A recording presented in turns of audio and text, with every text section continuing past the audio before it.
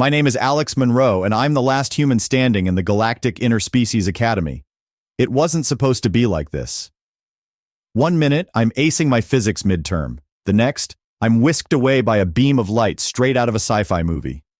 I blink, and suddenly I'm not in Kansas anymore, or Earth for that matter. "Welcome to Giza," boomed a voice, resonating through my bones. I looked around, taking in my new surroundings. Picture a school designed by someone high on interstellar mushrooms. Neon lights, floating platforms, and creatures that made Jabba the Hutt look like a runway model. A towering figure resembling a cross between a squid and a librarian slithered toward me. "I am Principal Glorbnak. You must be the new student," it said, its voice a wet gurgle. "Yeah, hi, Alex Monroe, from Earth. Ever heard of it?" I replied, my sarcasm shielding me from the rising panic. Glorbnak's many eyes blinked in unison. "No, but you're here now.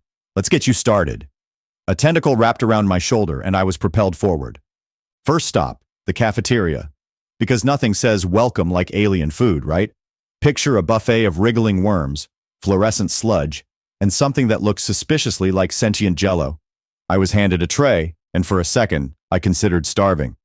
"Try the Glarkian stew," a student with 3 eyes and a permanent scowl suggested. "It's the least likely to eat you back." "Comforting," I muttered, spooning some onto my tray. It wobbled menacingly. Great, even the food here had attitude. As I sat down, I felt 1,000 eyes on me.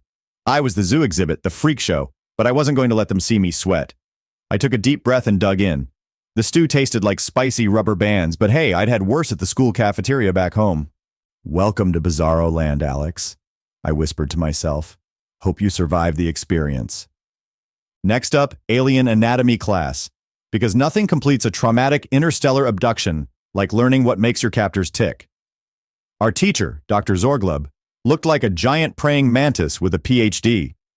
His voice was a series of clicks and whistles, which translated into English through a handy little device on his thorax.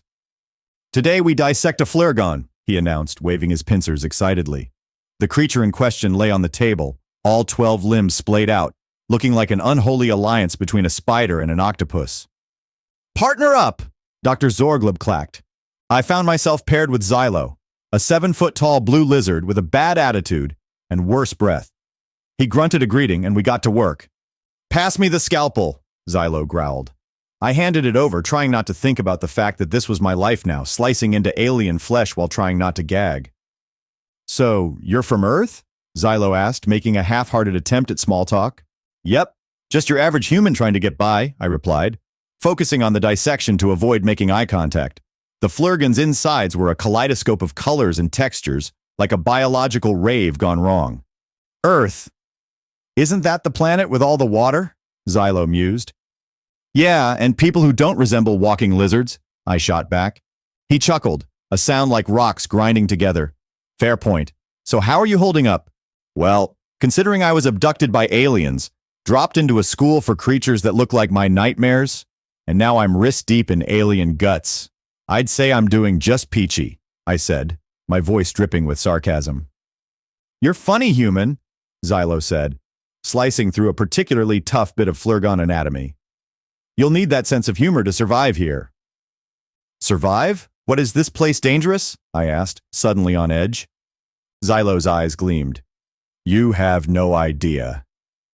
Apparently, survival wasn't just a metaphor at Giza. It was an extracurricular activity. I found this out the hard way when a group of students cornered me after class. "Hey, human! Heard you're new," said the leader, a muscular 4-armed alien with skin like molten lava. "Name's Crag. We're the Survival Club. You interested?" Do I have a choice?" I asked, eyeing the exits. "Nope," Crag said with a grin that showed too many teeth. "Initiation is mandatory." They dragged me to the gym, which looked more like a gladiator arena. Weapons of all shapes and sizes lined the walls, and I suddenly regretted every life choice that led me here. "First rule of Survival Club," Crag announced. "Don't die." "Solid advice," I muttered. They handed me a weapon that looked like a cross between a spear and a cattle prod. "Your opponent," Crag continued, "is Mox." A massive creature stepped forward, all scales and fangs. I swallowed hard. "This is a joke, right?" "Survive the round and you're in," Crag said, clapping me on the back. Good luck! Mox charged, and I barely had time to react. I dodged, jabbing with my weapon, praying I wouldn't end up as alien kibble. The fight was a blur of sweat, fear, and adrenaline. Somehow, I managed to keep Mox at bay, using every bit of wit and agility I had. Finally, Mox stumbled, and I seized the opportunity, landing a blow that sent him crashing to the ground. I stood there, panting, heart pounding in my ears. Crag walked over, clapping slowly. Not bad, human. Not bad at all. I wiped the sweat from my brow. So I passed? Yeah, Crag said, a grudging respect in his eyes. Welcome to the Survival Club. If there's one thing more awkward than high school chemistry, it's interstellar chemistry. Our teacher, Professor Quarblax, resembled a giant jellyfish with a penchant for bad puns. Today's lesson, creating a universal solvent. Class, today we'll be making the famous solvent X42, Quarblax gurgled. Be careful, one wrong move, and you'll dissolve a hole through the universe. No pressure, right? I was paired with Zorp, a gelatinous blob who communicated through telepathy. Let's not mess this up, Zorp's voice echoed in my head. Agreed, I thought back, trying to ignore how weird it was to have someone in my brain.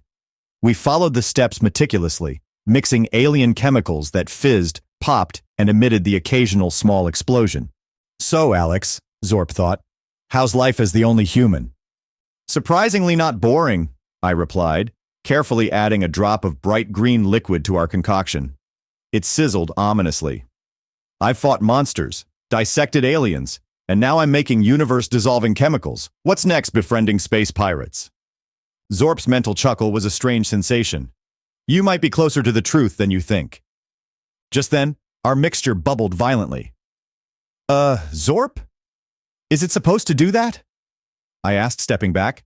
Nope, Zorp replied, its anxiety flooding my mind. We watched in horror as the solvent began to expand, threatening to spill over. Quick neutralizer! I shouted, grabbing a vial of blue liquid and pouring it in. The reaction was immediate. The solvent calmed, shrinking back into its container. Professor Quarblax floated over, his tentacles trembling with amusement. Well done, Alex and Zorp. Crisis averted. I let out a breath I didn't know I was holding. Just another day in the life of a human at Giza.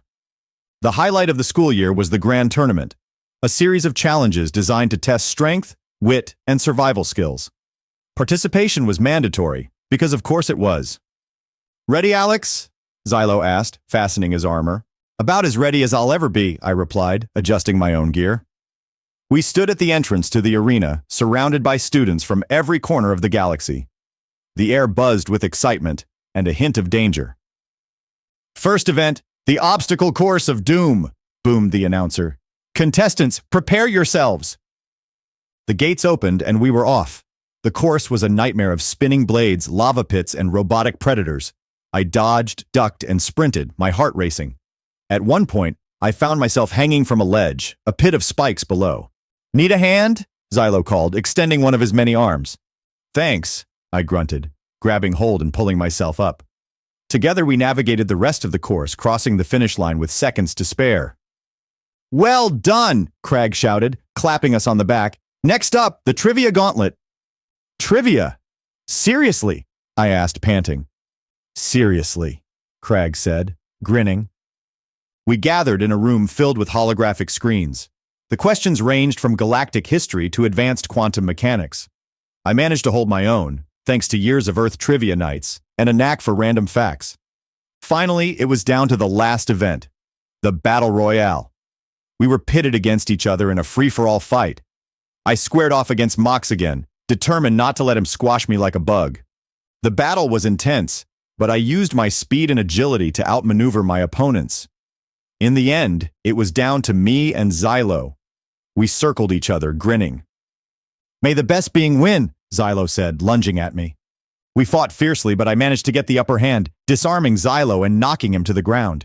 The crowd erupted in cheers. And the winner of the Grand Tournament is Alex Monroe, the announcer declared. I stood there panting, a mix of pride and disbelief washing over me. I had survived, and thrived, in a world that was anything but familiar. The day I never thought would come finally arrived. Graduation. The ceremony was held in the Grand Hall, a massive chamber filled with students, teachers, and proud parents, none of whom were mine, of course. Principal Glorbnak slithered to the podium. Today, we celebrate the achievements of our students, including our first human graduate, Alex Monroe. I walked up to receive my diploma, feeling a strange mix of emotions: pride, relief, and a tinge of sadness. This place, as bizarre and dangerous as it was, had become my home. "Congratulations, Alex," Glorbnak said, handing me the diploma. "You've earned it." "Thanks," I replied, smiling. I looked out at the sea of faces, friends I had made in this strange new world. Xylo, Zorp, Crag, even Mox. They were all cheering for me. As the ceremony ended, I found myself surrounded by my friends. "So, what's next for you, human?" Xylo asked. "Who knows?" I said, shrugging. "Maybe I'll stick around, teach these aliens a thing or two about Earth." They laughed, a sound that echoed through the grand hall. For the first time since I was abducted, I felt at peace. This was my life now, and I was ready to face whatever came next. After all, if I could survive the Galactic Inter-Species Academy, I could survive anything.